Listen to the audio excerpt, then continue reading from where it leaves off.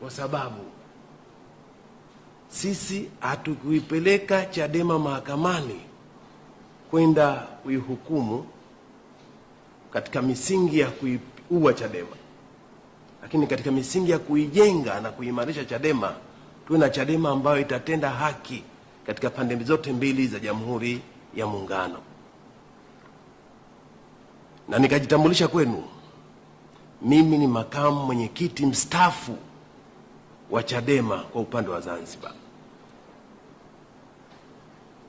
Sikitiko langu na likanilazimu leo niwaite tena waandishi wa habari nizungumze nanyi ni kuhusiana na tamko au matamko mbalimbali ambayo yanaendelea kupotosha ile dhamira, kusudio la shauri lililoko mahakamani na kuonekana kama sisi labda ni mapandikizi au ni wasaliti wa chama.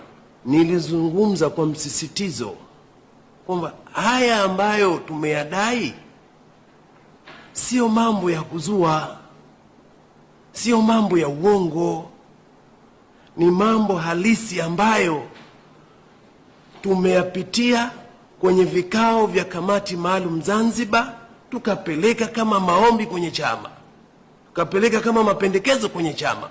Mara kadhaa yameshindwa kutekelezwa, yameshindwa kusikilizwa.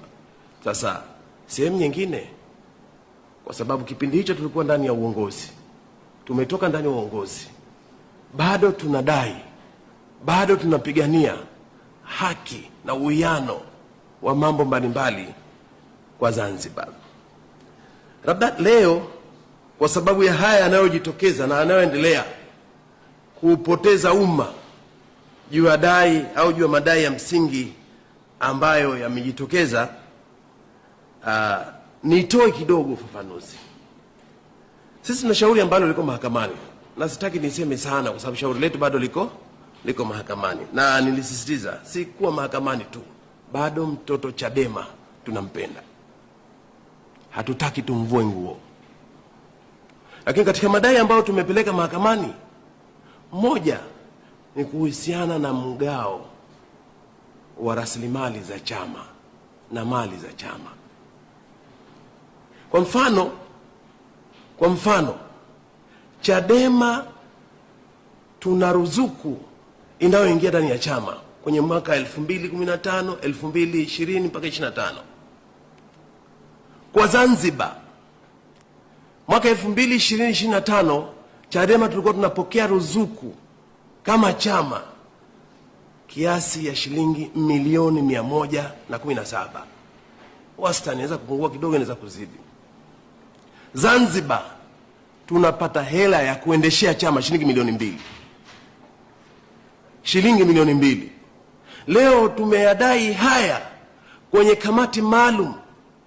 Minutes za kikao zipo, ajenda za kikao zipo, maazimio. Tunakiomba chama angalau 10% iende kuendesha chama Zanzibar, ikashindikana.